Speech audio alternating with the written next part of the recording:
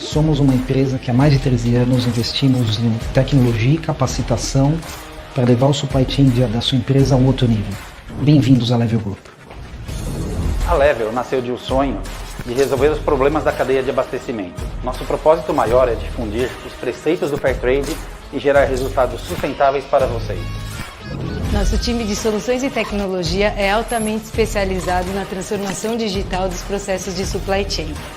Você prioriza o seu negócio e nós cuidamos da gestão dos seus serviços, garantindo a continuidade e a eficiência das suas operações. Nossos profissionais são especializados e continuamente capacitados para garantir a melhor compra e o compliance da sua organização. Então, se você pensa em supply chain, a Level sempre terá uma solução para atender. Somos o One Stop Shop.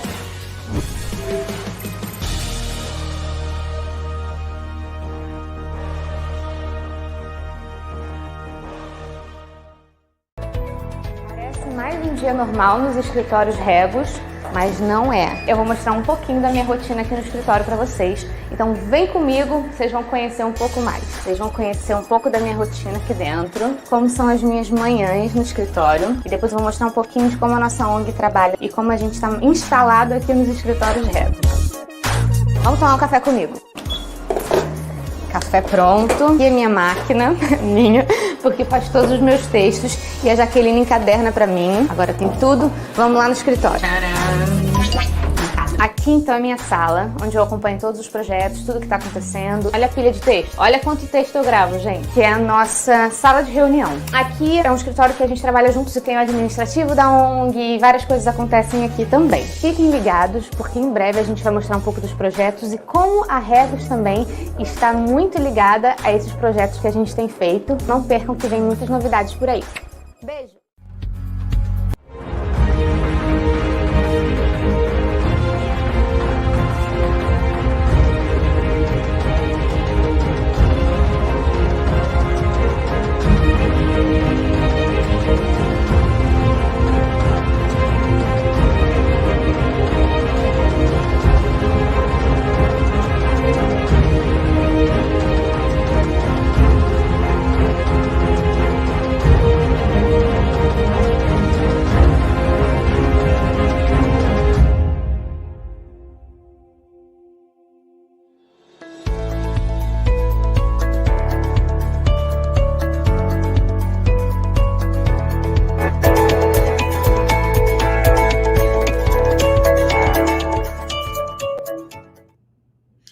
Fala pessoal, sejam todos muito bem-vindos a mais uma transmissão ao vivo do InTalks, hoje um InTalks Digital, oferecido pela Verity. Eu sou o Thiago Alves, CEO da Regos e do Spaces no Brasil, e hoje temos um convidado especial no nosso InTalks Digital. A gente vai conversar com Renato Teixeira, diretor executivo de tecnologia, dados e automação da VR Benefícios. Seja bem-vindo, Renatão, à nossa transmissão ao vivo de hoje.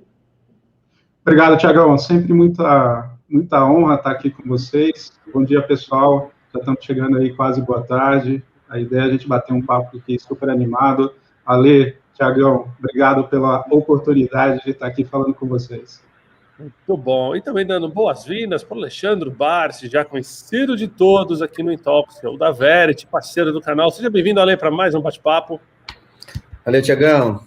Obrigado aí, Renato, pela participação. Prazer estar com você, meu amigo. O papo vai ser bem rico hoje, com certeza.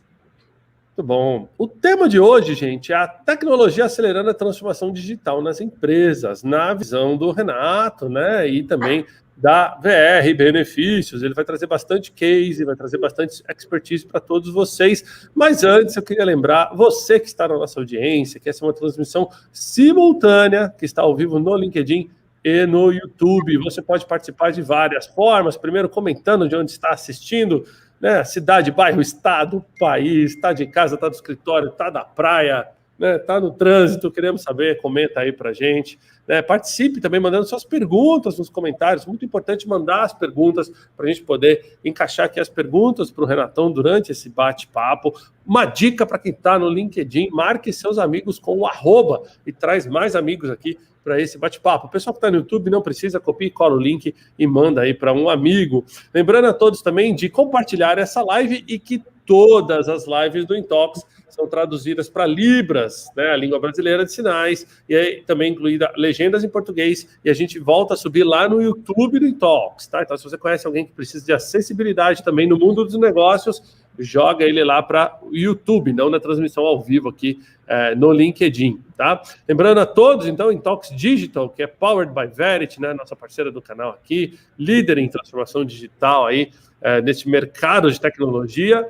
Pessoal, deixa eu ler para vocês aqui, né, a biografia do querido Renato, né, ele que tem mais de 16 anos desempenhando funções executivas em arquitetura e desenvolvimento de sistemas, operação e governança de tecnologia, analytics, automação, gerenciamento de projetos, risco, prevenção a fraudes. Hoje ele é responsável, então, pela área de dados, automação e tecnologia da VR Benefícios, liderando as frentes de arquitetura, desenvolvimento e operação de governança de TI, dados e automação. São 2 anos de VR, sendo que nos 7 anos anteriores ele estava na Alelo. Olha que legal, a Alelo que já teve vários nomes interessantes que passaram aqui pelo Intox também, e outros 7 anos no Itaú Unibanco, que também já teve com a gente aqui no Intox, né? Especialização em inteligência artificial e data science pela Universidade de Chicago, MBA em gestão empresarial, inovação e empreendedorismo pela FIA, né? Fundação Instituto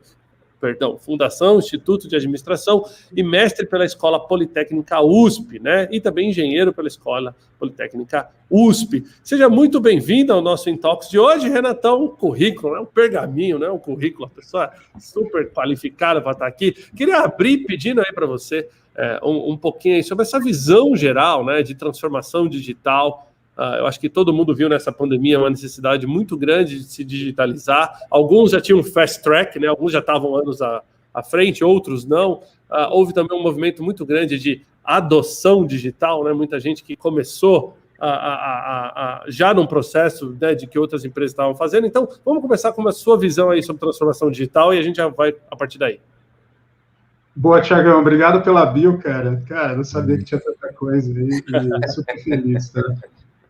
Tiago, a gente gosta muito de falar de mindset, tá? E a gente não gosta muito dessa questão de jargão. Então, quando a gente está falando de transformação digital, o que a gente entende muito é como que a gente pode aumentar os negócios da empresa, tá? Seja em redução de riscos, seja em redução de custos, seja em alavancar mais receitas, tá? Então, a gente tem esse mindset muito forte dentro da VR Benefício, onde a gente a tecnologia não está, a empresa não está para servir a tecnologia, e sim a tecnologia está para servir a empresa em termos de alavancar negócio. Então, quando a gente está falando de tecnologia na VR, a gente está falando em como a gente alavanca mais negócio para a nossa empresa. Muito bom. Pessoal, muita gente já conectando, mandando pergunta, mensagem aqui, isso aí, participem que a gente vai trazer esse bate-papo aqui para ser bem interativo com vocês, né? Renatão, durante esse período, né, eu acho que a gente viveu aí, talvez uma definição zerada de o que é arquitetura digital, né? Se você quisesse explicar um pouquinho mais para o pessoal, assim, esse conceito de digitalização, né? Onde começa? Começa com pessoas, começa mapeamento de processos, é automação, é end-to-end? Vamos conhecer um pouquinho mais a tua visão aí desse processo.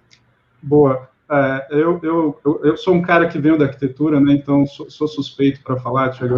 A gente acredita muito que a arquitetura é o que driva a velocidade, a escalabilidade e a eficiência da empresa, tá? Eu gosto até de fazer um paralelo, né, em relação a isso, até para ficar mais claro para as pessoas que não são tão de tecnologia. Eu vou colocar um exemplo meu na prática aqui, né? Eu estou construindo uma casa, né, já venho aí numa pegada aí de quase 10 anos para construir essa casa, e eu poderia tomar algumas ações para construir essa casa, né? Eu poderia simplesmente chamar alguns pedreiros aqui e falar, cara, vamos implementar da melhor forma que a gente achar e vamos construir essa casa, né? o que a gente estaria perdendo em relação a isso? Um planejamento para construir uma casa que fosse funcional, eficiente e tudo mais, tá? Trazendo esse paralelo para a empresa, né, quando a gente está falando de arquitetura, a gente está justamente falando de como construir essa casa, de como a gente estruturar essa casa para vocacionar aquilo que a empresa procura fazer. Por isso que não tem fórmula para todas as empresas, depende muito de uma estratégia de negócio e alavancagem, para em cima dessa estratégia de negócio e alavancagem a gente moldar o que a gente chama de arquitetura. E aí passa por N pilares, que a gente vai discutir um pouco sobre isso, né? E a gente gosta muito de trabalhar esses desenhos com assessment, tá? E aí foi onde a gente conheceu aí o Alexandre, a gente já tinha um tempo falando com ele, a Verity foi o primeiro assessment que a gente fez aqui em termos de arquitetura, né? A gente estava muito... Eu vim justamente para construir essa nova arquitetura aqui dentro da VR, e aí a gente foi entender o que a gente precisa, né, para uma VR escalável, para uma VR ágil e tudo mais. A gente entendeu que estava muito focada numa questão de microserviços, containerização, que são coisas que toda empresa já entende isso, e o grande pulo do gato está justamente como que você monta isso, como que você arquiteta isso e como que você cria esses alicerces para você conseguir ter uma escalabilidade e ter uma velocidade em relação a isso e, com isso, entregar negócio, tá? Então, se a gente estava, naquela época, procurando velocidade, independência, poder na ponta, esquadrões vocacionados a ter essa velocidade, a ter esse poder na ponta, experimentação, MVP, né, são esses conceitos que a gente acredita, por isso a gente alicerçou e montou a arquitetura em relação a isso. E hoje, foi um trabalho que a gente fez em 2018, né, Ale? Hoje a gente colhe grandes frutos e grandes velocidades por a gente ter criado esse alicerce antes, né?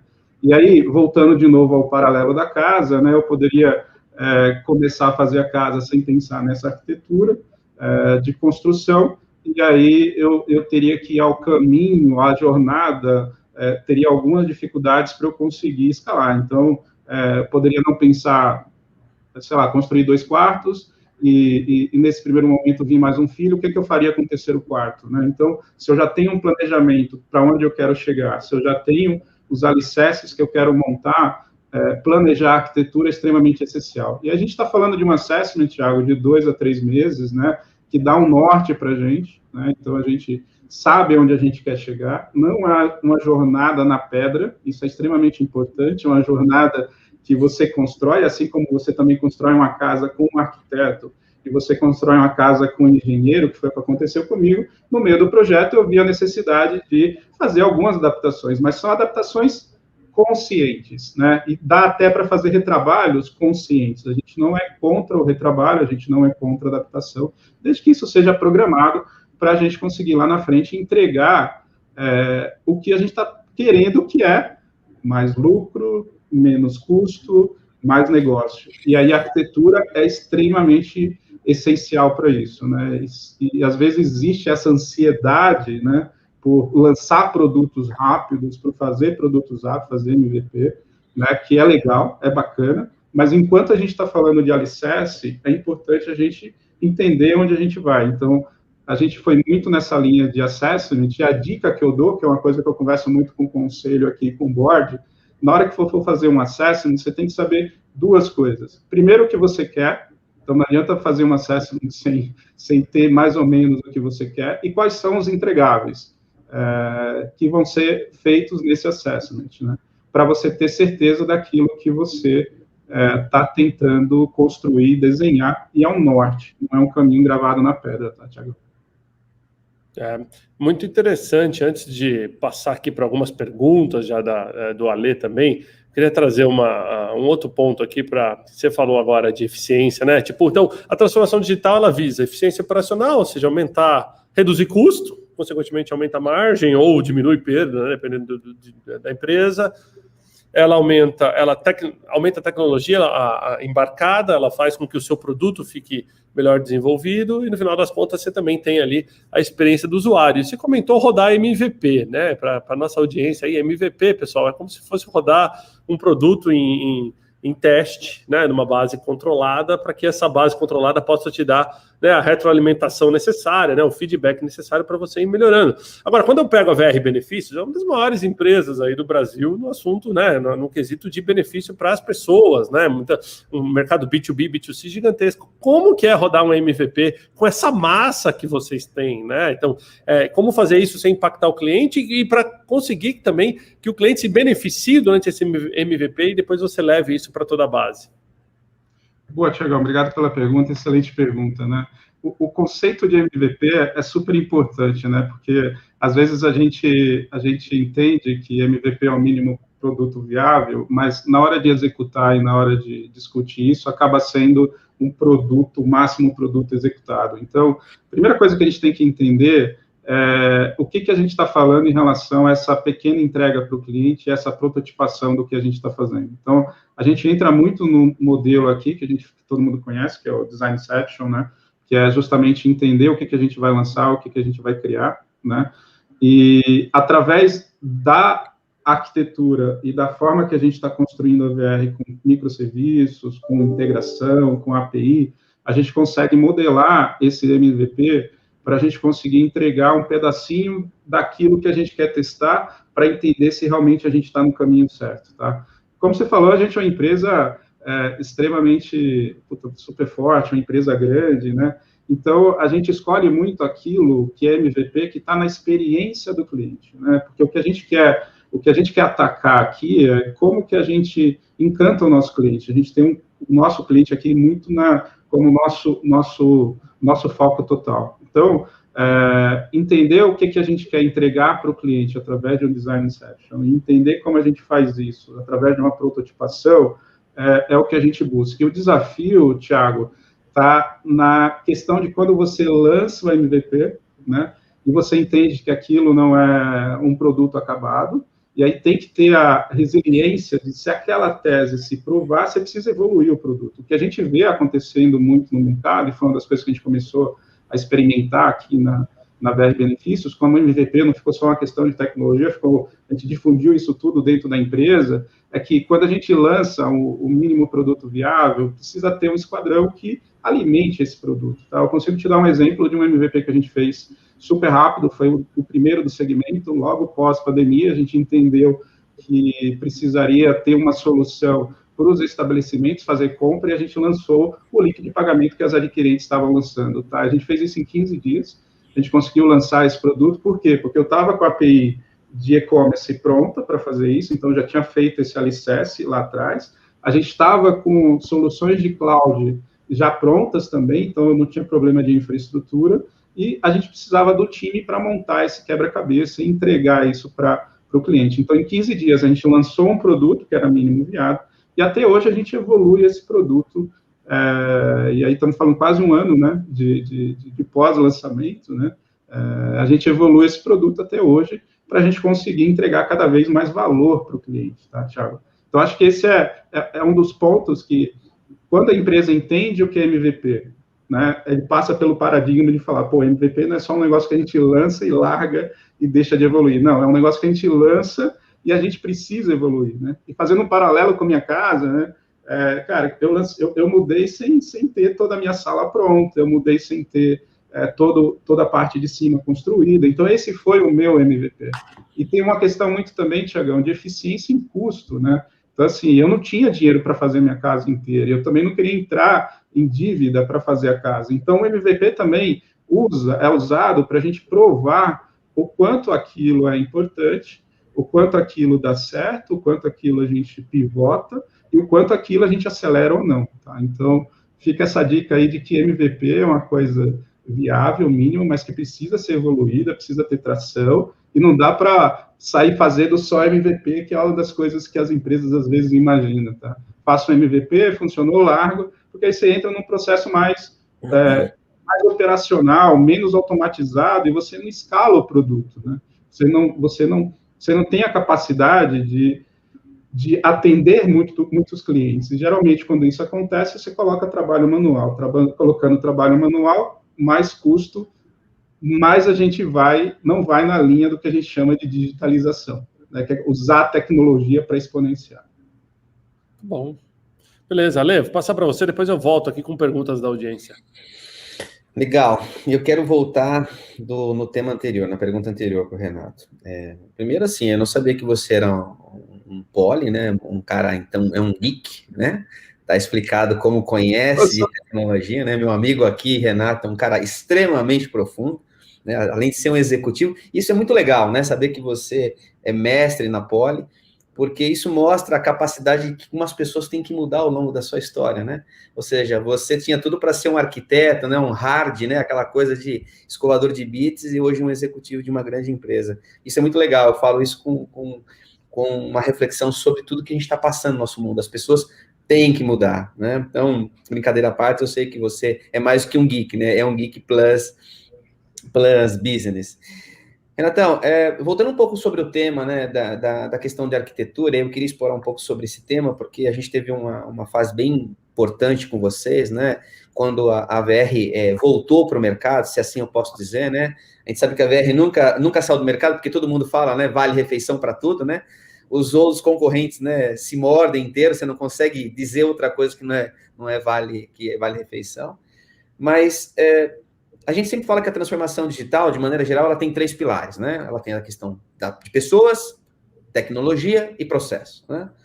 E eu lembro que quando a gente foi chamado foi exatamente pelo tema tecnologia, né?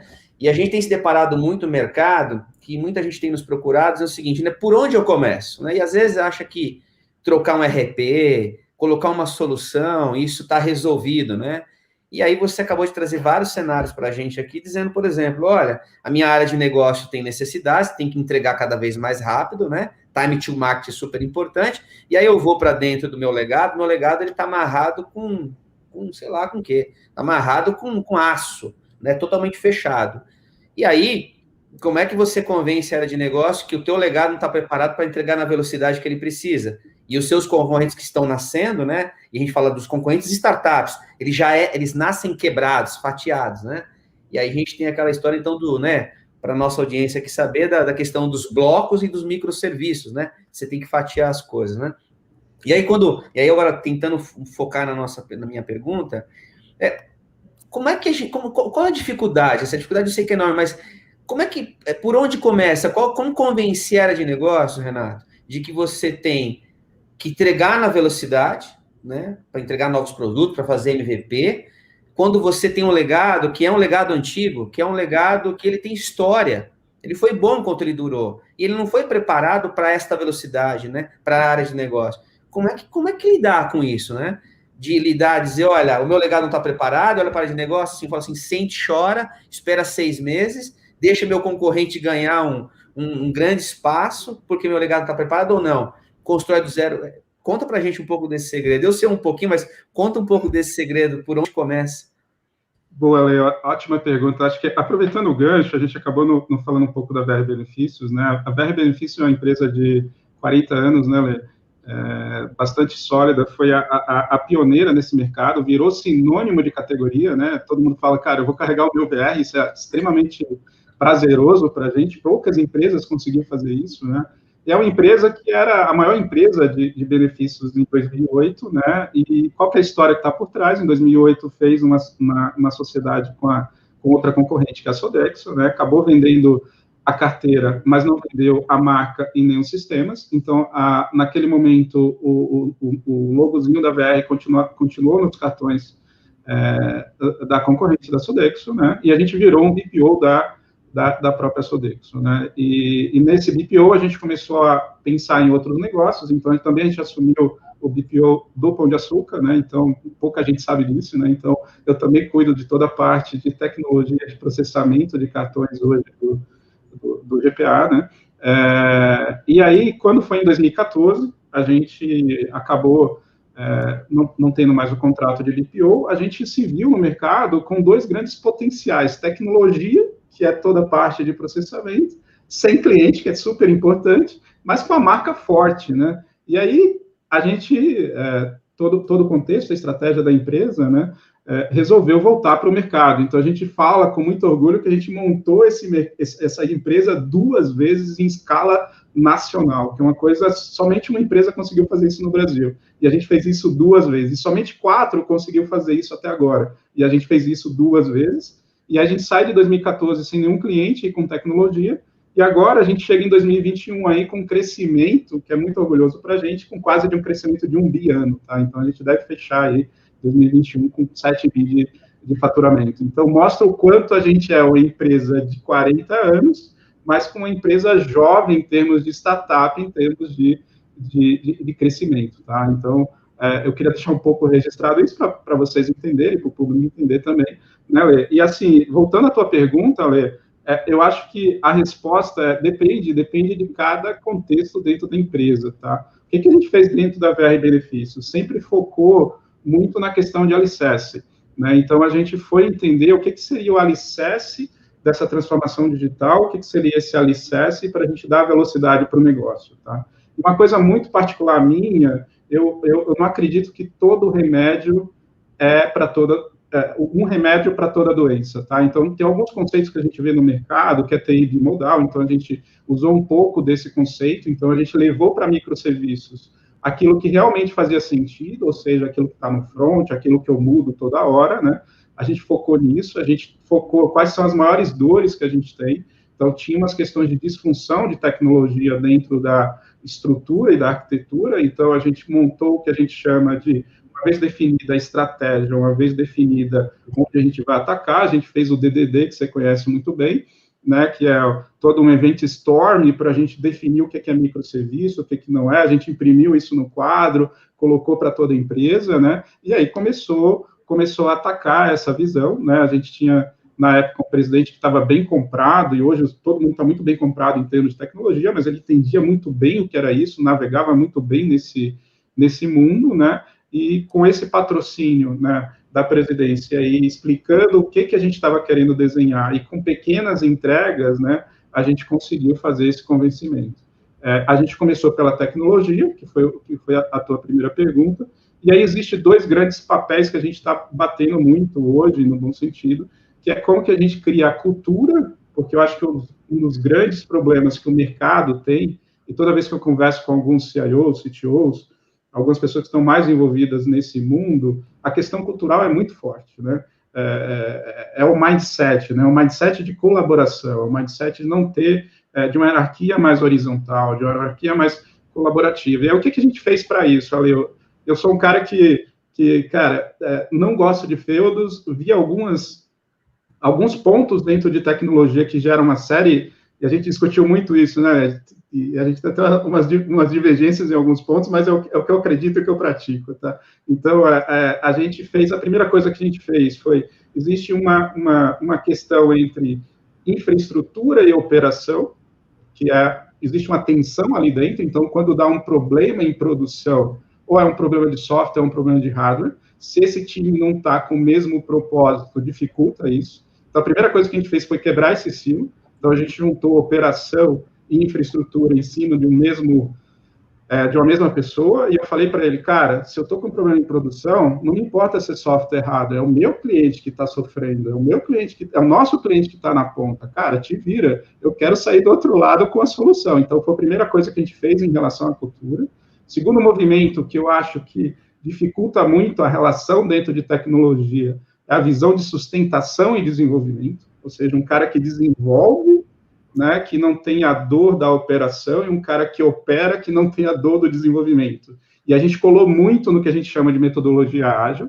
Então, o que a gente fez? A gente criou o conceito de backlog único, né? Então, todo o problema e toda a mexida em código que precisa ser é responsabilidade de um squad, é responsabilidade de um esquadrão. Então, quando dá um problema produtivo, eu tenho a operação que ataca para a gente resolver o problema do cliente, mas isso abre um backlog para a squad, e a gente tem um papel que a gente chama de Business Owner, que é o BO, que tem a capacidade de entender se aquele erro está impactando o cliente ou não, de tal forma que eu preciso dar velocidade para resolver aquele erro, ou dar velocidade para entregar uma entrega. Então, foi esse segundo silo que a gente fez, quebrou, tá? Isso a gente já passou. E agora eu estou no meu terceira missão, que é operação e desenvolvimento, né? Existe também essa questão do cara que opera. O cara que opera geralmente quer 0 release. Ele quer sistema estável, 0 release. O cara que desenvolve quer 1000 releases por dia. Então, tem essa tensão.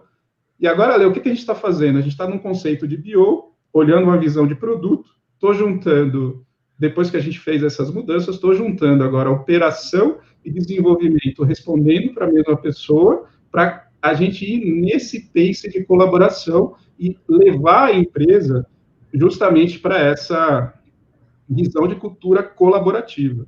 E aí, o que o meu time cobra muito, né? Independência e autonomia. Eu falo, cara, eu vou te dar independência e autonomia, mas com responsabilidade, que é juntar a operação com o desenvolvimento. Então, se um sistema para por um código que subiu errado, a responsabilidade não é mais só de operação, a responsabilidade vai ser do desenvolvimento e operação. Agora, lógico, né, Lê? A gente vai fazendo isso muito pausado, com bastante cuidado, porque a gente é uma empresa que precisa ter estabilidade, a gente não faz esses modelos muito fortes dentro de algumas coisas que são os nossos corações, né, e que a gente fala que pulsa muito rápido aqui dentro. Eu tenho um coração que pulsa 60 milissegundos, que é o meu autorizador, tá? Então, eu preciso preservar esse cara, né, não dá para ele pulsar a cada 1 minuto, ele tem que continuar pulsando a 60 milissegundos. E aí tem esses cuidados que a gente vai tomando, mas o que é mais importante aqui na VR é que a gente faz aquilo que a gente fala. A gente busca ter essa transparência, a gente acredita nesse movimento ágil, a gente acredita nessa digitalização. E aí, quando o time reclama, eu preciso dar uma resposta. E a resposta que a gente está dando para a autonomia e para a velocidade é: vamos juntar na colaboração num único esquadrão. Sensacional. O Tiagão, deixa eu só fazer completar aqui, né? Eu estava lembrando uma analogia aqui. Primeiro, assim, acho super fundamental de você, essa questão de juntar algumas partes, a gente já conversou bastante sobre isso, né? Mas de que a maior forma de você entender a dificuldade do outro é você colocando ele para sentir a dor, né? Então, essa questão do que comigo não morreu, não existe mais, né? Cada vez mais as pessoas estão assumindo funções que elas não realizavam e áreas estão sendo cada vez mais convergidas para um único objetivo. Como você falou, eu tenho um único cliente. O cliente não quer saber se é infra ou se é software, né? Ele quer saber que aquilo lá na ponta não funcionou, né? E aí, eu fazendo uma analogia que você estava falando, eu comecei a me lembrar o dia, a minha irmã mais velha, ela foi jornalista por muitos anos e ela trabalhou na TV francesa, na Globo News de Londres, e ela uma vez estava contando para mim, quer dizer, contando há pouco tempo atrás, quando ela ficou horrorizada com meu sobrinho. Vou resumir aqui a conversa. Ela era da época que ela era só jornalista, tinha lá um câmera e tinha alguém que ficava lá com a luz medindo, né? Fazendo aquela questão, né? Preparando para a luz, para essa pessoa estar mais bonita ou não, etc. E aí, passando logo anos, meu sobrinho seguiu a mesma linha dela e resolveu, então, ser jornalista. E ela ficou horrorizada o dia que ela me contou que quando o meu sobrinho foi entrevistar uma pessoa, que ele estava com o microfone, com a câmera, em cima da câmera tinha uma luz. Que ela falou assim, nossa, ele está acabando com o emprego estava essa questão, né? Ou seja, que as pessoas eram infinitas. Como pode isso, né? Super incomodada com aquela história, contando, olhando para a cara dela assim, e é exatamente esse movimento, né? As pessoas assumindo outras funções, sendo mais eficientes, entregando, e mais do que isso, né? Ela ainda pegava aquelas informações e passava para alguém editar. Meu sobrinho ainda tinha que voltar para casa e editar para mandar para o jornal que ele trabalhava, né? Só para fazer uma analogia de quanto é importante você sentir a dor e assumir outras responsabilidades na jornada, né? Então, é só um comentário, Tiagão. Não, muito bom. Bom, eu queria fazer uma rodada aqui com a audiência, trazer perguntas rápidas aqui para o Renatão responder. Renatão, vou começar aqui com a pergunta do querido Alexandre Bastos. Renatão, falando em MVP e empresas com essa capacidade dinâmica, como é que a governança digital de TI para VR é um desafio? Cara, esse é uma das coisas que a gente discute bastante, tá? Até porque a gente está indo numa linha de descentralização, que é isso que eu estou explicando, né? Pô, esquadrão descentralizado, então, centralização na ponta, descentralização no todo, né? Então, a gente discute muito governança, né? Uma das coisas que eu bati muito na tecla, que não é tão intuitiva para quem está dentro de TI, é quem desenvolve e sustenta, né? Então, não dá para a gente descentralizar desenvolvimento e sustentação, porque quebra muito essa questão de colaboração e o que o Ale falou de empatia. Então, a gente precisa entender a dor do negócio e do dev querendo colocar coisas rápidas no mercado e do cara de operações querendo privilegiar a questão da estabilidade, tá? Só para vocês terem uma ideia, a gente faz 100 deploys por mês aqui na VR, tá? E a gente tem alguns períodos de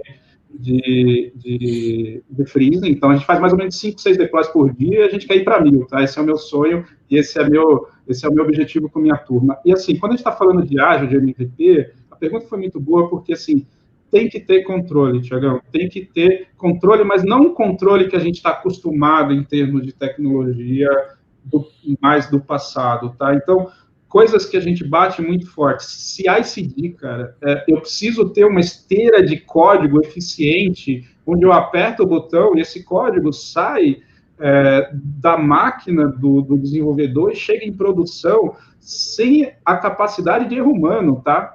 A gente analisa aqui, Tiagão, são mais de 1000 linhas de código, 1000 linhas de código por mês, e eu não consigo fazer isso de forma manual, então a gente tem um software, que é o Sonar, para fazer isso. Então, eu analiso 1000 linhas de código para ver se tem problema, e a gente está indo nesse pace de quality gate, né? Então, automaticamente, se o código não passa por um quality gate automático, nem eu, como diretor, ou qualquer diretor executivo, vai conseguir botar isso para cima. Então, assim, você governar isso através de automação, você governar isso através de CI/CD, você ter uma área muito forte em termos de governança, que a gente chama de governança ágil aqui dentro, que consiga equilibrar isso. Você tem um conceito que a gente está chamando de chapter, que é o conceito que é o cara que é dono daquela técnica, não vou nem falar de tecnologia, porque a gente tem chapter de UI, tem chapter de marketing, a gente tem outros chapters em tecnologia, e a gente está montando toda essa governança.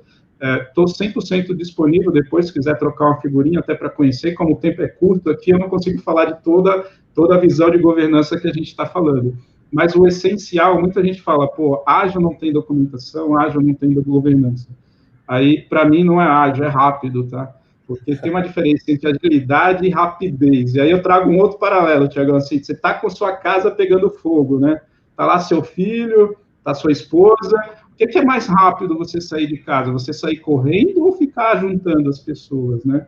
Óbvio que é mais rápido você sair correndo, mas o efeito colateral que você joga em cima disso é o que a gente chama de agilidade, tá? Então, eu gosto muito da agilidade como entrega constante, cadência de entrega, independente do lead time em relação a isso. Lógico que a gente tem que buscar um lead time menor, mas é importante ter esses conceitos, porque às vezes a gente fica muito nesse jargão, né? Não tem governança, não tem documentação, cada um faz de um jeito, usa a tecnologia que quer, mas numa grande empresa, e numa empresa que quer escalar e que quer alavancar, precisa entender onde tem essa maior liberdade e onde tem uma menor liberdade. Mas governança é extremamente importante.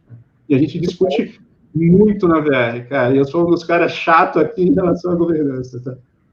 Muito bom. Vamos para mais perguntas rápidas aqui. Antes eu queria dar um salve aqui, ó. Tem várias pessoas na nossa live, mas um salve especial para o Ricardo Battistini, que mandando, ó, o cara é fera mesmo, né? Ricardão que já esteve com a gente aqui, editor-chefe da revista The President, tá na nossa live.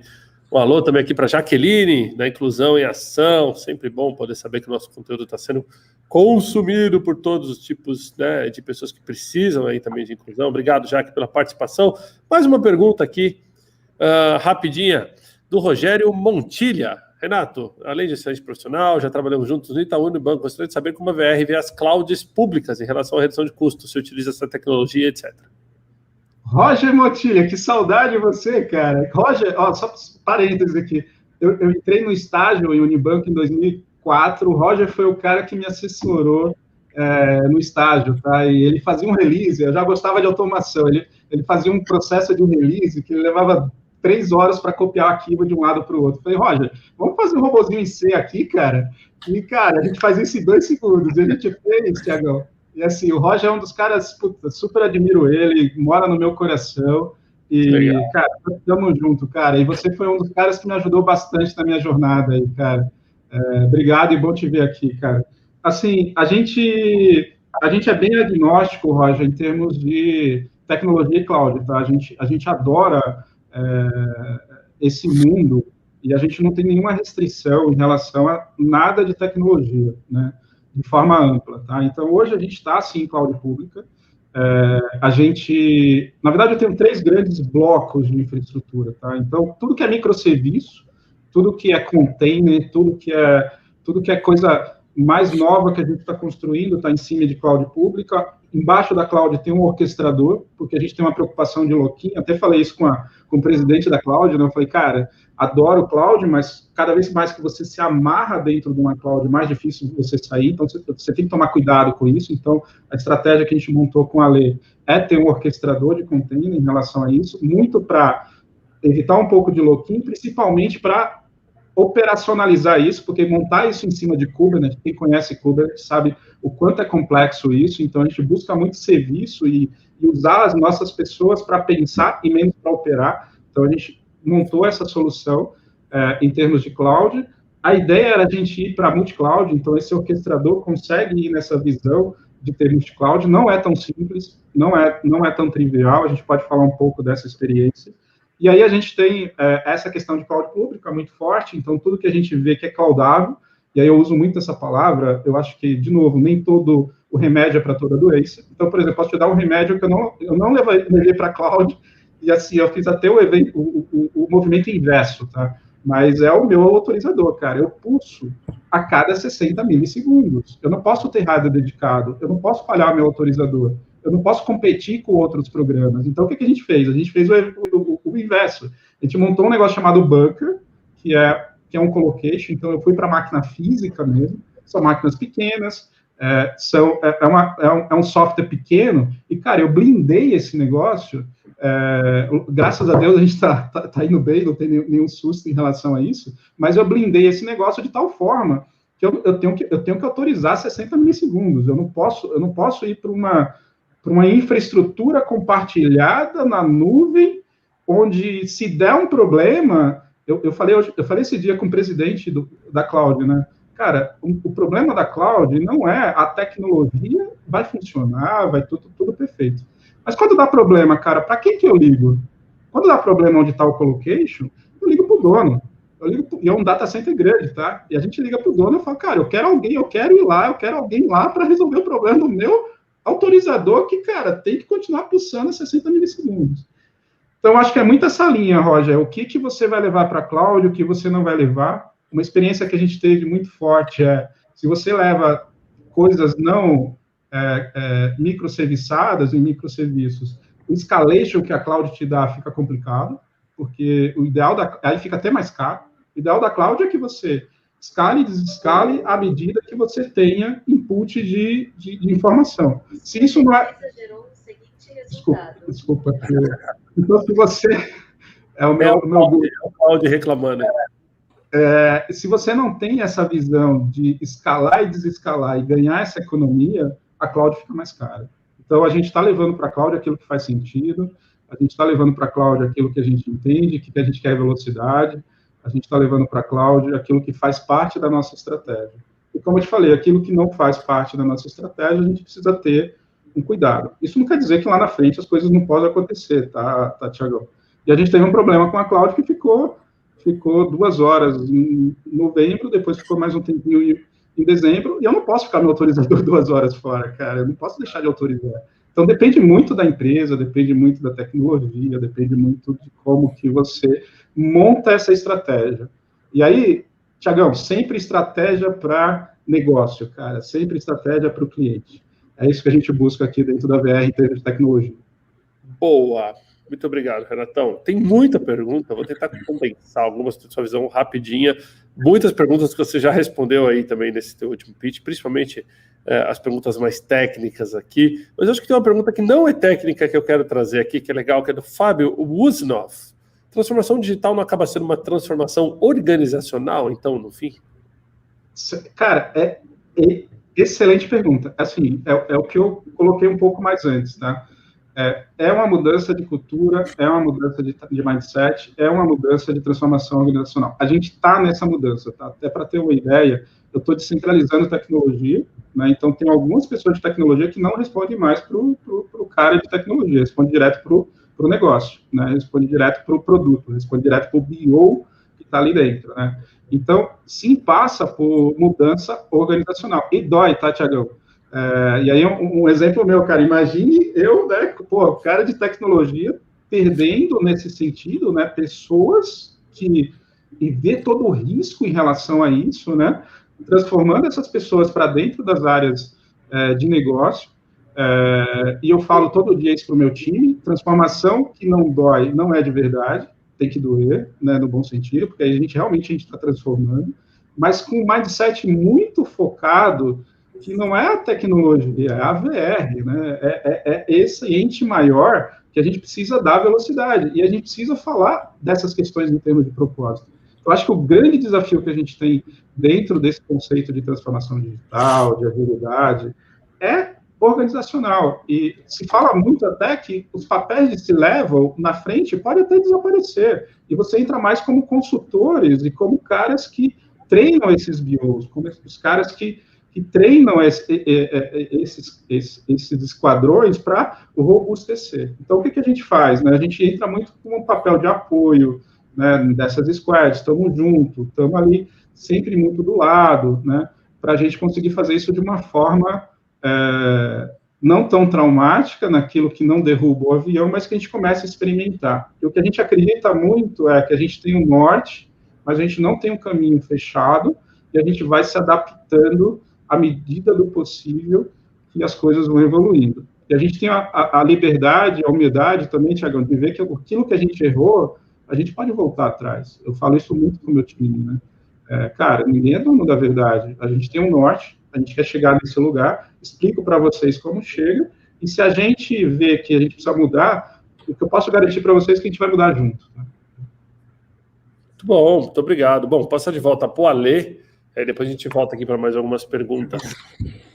Renato, Tiagão, vou dar uma sugestão aqui. A gente poderia colocar alguma chamada no começo do Intalks, o Renatão já sabe que vou sacanear aqui, se você faz tempo que não vê seu amigo, coloque aqui pra gente, que a gente vai encontrar ele, chame ele, né? Coloca na frente hashtag faz anos que eu não vejo ele, que vai ser talvez a alternativa de você conversar com seu amigo ao vivo, né? A gente chama a pergunta dessa pessoa. Legal saber dessa história, Renatão. E do Roger aí, bacana. É sempre bom saber pessoas que fizeram a diferença na nossa vida. Então, eu vou fazer uma mudança aqui na nossa pergunta até de pauta, porque a gente tem falado, eu falei, né, do tripé aqui, da transformação digital, processos, tecnologias e pessoas, mas tem um cara aí que é importante nessa jornada e que a gente tem trabalhado só para ele, que é o cliente final, né? Você é super importante. Quanto mais experiência eu levar para esse meu cliente lá na ponta, mais importante, mais ele está fidelizado. Como é que vocês têm tratado o teu cliente na ponta? Ele está dentro da sua casa como aquele que opina de fato, ou você é aquele cara que fala assim, eu sei o que o Alexandre e o Thiago precisa de verdade? Como é que vocês têm se posicionado com esse teu cliente final? Como é que tem sido essa escuta dele ali na ponta? Acho que é uma boa pergunta, Lê. O que a gente faz aqui na Verge, a gente tem um conceito muito de jornada, tá? Então, a primeira coisa que a gente tenta entender como que está a jornada dos nossos clientes, e a gente está falando basicamente de 3 grandes clientes aqui na VR, né? É o trabalhador que usa o nosso cartão, é o RH que compra esse cartão para carregar o trabalhador, e o estabelecimento comercial que usa o nosso cartão, a gente faz um reembolso para ele no final, tá? Então, a gente busca mapear e entender como que está a jornada desse cliente dentro da VR, e em cima dessas jornadas, quais são os momentos de felicidade e os momentos mais de atrito que a gente tem, tá? E isso a gente faz através de focus grupos, a gente contrata algumas empresas para dar uma olhada em relação a isso, tá? Mapeado isso, Ale, a gente busca endereçar os nossos maiores momentos de dores, os nossos maiores momentos de que a gente precisa interagir, potencializar aquilo que é feliz e melhorar aquilo que não é tão bom, tá? Então, a gente monta essas jornadas, então a gente tem as jornadas para os 3 clientes, a gente já tem essas jornadas montadas. Aí a gente tem os esquadrões, que são, a gente está muito nessa vocação de esquadrão por produto ou por serviço, e tem uma discussão em relação a isso, e uma coisa que a gente discute muito esquadrão não pode ser por projeto, né? Porque eu acabei de dar um exemplo para vocês do link de pagamento. Tinha um projeto de lançar um link de pagamento, mas tem que ter um esquadrão vocacionado para evoluir isso, né? E aí esses esquadrões são plugados dentro dessa jornada para a gente conseguir fazer essas entregas. Aí a gente monta um backlog em relação a isso e entrega isso para o cliente final. E a nossa maior, eu acho que as empresas vão ter bastante sucesso no que a gente chama de experiência, né? E aí a gente busca muito entender qual o UX que vai faz sentido para aquele cliente, como que a gente encapsula isso para a gente ter uma visão, e a gente bate muito na tecla que a VR, ou os executivos, ou os caras que estão mais na gestão, né, não são donos da verdade do cliente. Não adianta a gente achar que a gente quer entregar, dá um exemplo aí da Rego, se você me permite, tá, Tiagão? Um escritório super moderno, se o cliente não está afim daquilo. Então, por mais que faça sentido, né, é importante a gente entender qual que é o nosso público. Né? Nosso público está muito mais na classe C, né, está muito mais no PME, né? Então não adianta eu sofisticar tanto alguns produtos aqui dentro que talvez não faça sentido para o meu cliente, né? E muito focado na experiência. E aí, a habilidade está como que eu crio esse alicerce, que é o que a gente chama de arquitetura, para me dar velocidade nessa experiência. Porque construir alicerces requer tempo, né? Então, se a gente não tivesse investido em API lá atrás, se a gente não tivesse investido em cloud lá atrás, eu não conseguiria lançar um link de pagamento em 15 dias. Muito bom. Pessoal, consciente do tempo aqui, Ale, a gente já caminha aí para 52 minutos de live. Né? Renato manda bem pra caramba nas respostas aqui. Tem muita pergunta, eu vou dar um dever de casa para o Renato. Nossos convidados em talk saem com dever de casa e não sabe. Mas depois o Renato vai conectar na live aqui. Isso você não me contou, tá, Tiagão? Você vai ver as perguntas, tem muita pergunta técnica, eu acho que seria legal depois você interagir. Aí uma coisa legal, principalmente no LinkedIn, quem está mandando pergunta no LinkedIn, é que o Renato consegue depois conectar, ver as perguntas e responder, interagir com vocês, tá, pessoal? Então, provavelmente, não vou conseguir colocar todas as perguntas técnicas, mas eu queria trazer um tema que eu acho que é muito interessante, né? Quando a gente olha um profissional de alto calibre como o Renato, que está dando uma aula técnica para vocês, a gente gosta de conhecer um pouco mais da história dele, né? Então, Renatão, queria que você contasse um pouquinho mais para a gente da sua história, né, daquilo que a sua biografia não diz, e se você tivesse que dar dicas para quem quer entrar no mercado de tecnologia agora, ou porque perdeu o emprego, ou porque está se especializando, ou mesmo porque está saindo agora da faculdade, né, do colégio, quais são essas dicas que você pode dar para esses profissionais?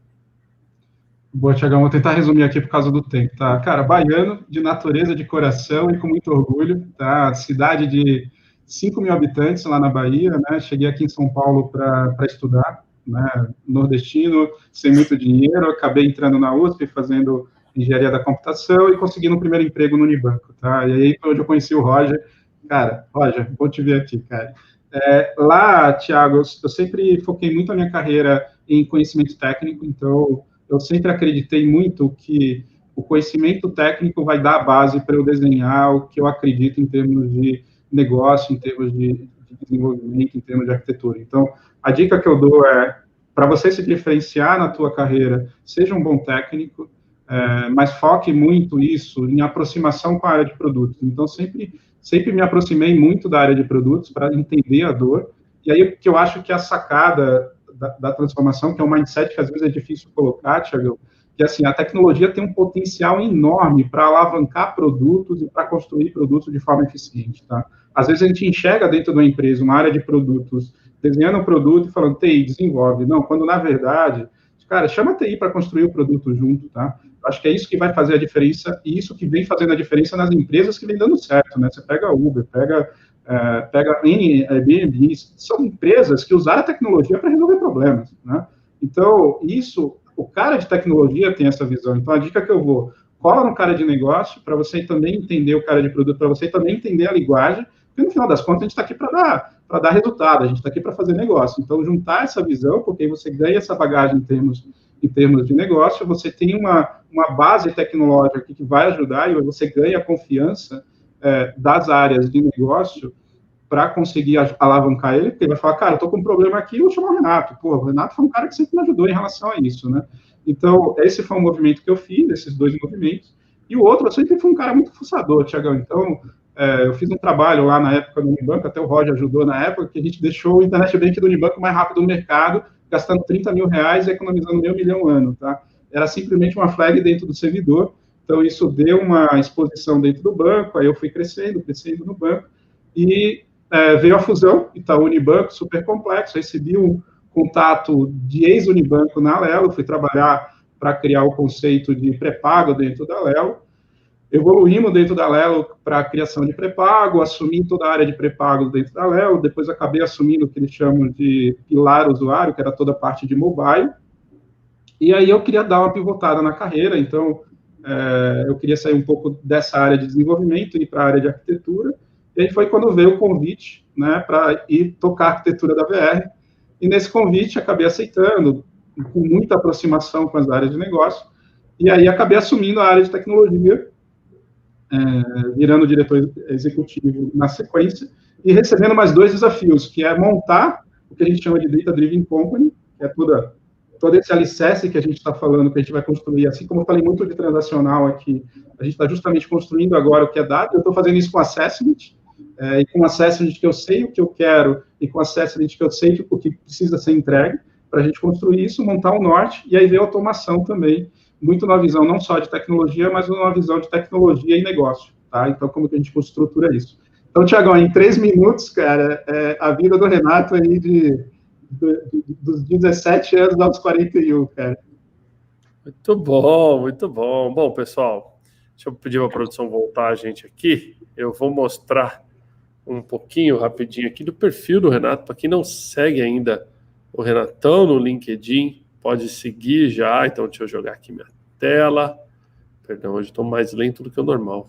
Aqui, compartilhar. Então, ó, perfil do Renato no LinkedIn. Quem não segue aí no Renatão, ele está marcado aqui na live. Me aceita aí, Renatão, já te mandei um convite. Sempre, Thiagão, dá sequência.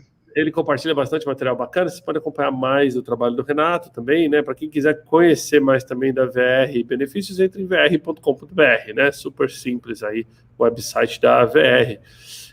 Tendo dito isso, antes de passar para vocês fazerem considerações finais, se me permite, deixa eu divulgar a live de amanhã, aqui do Intox, que vai ser bem bacana.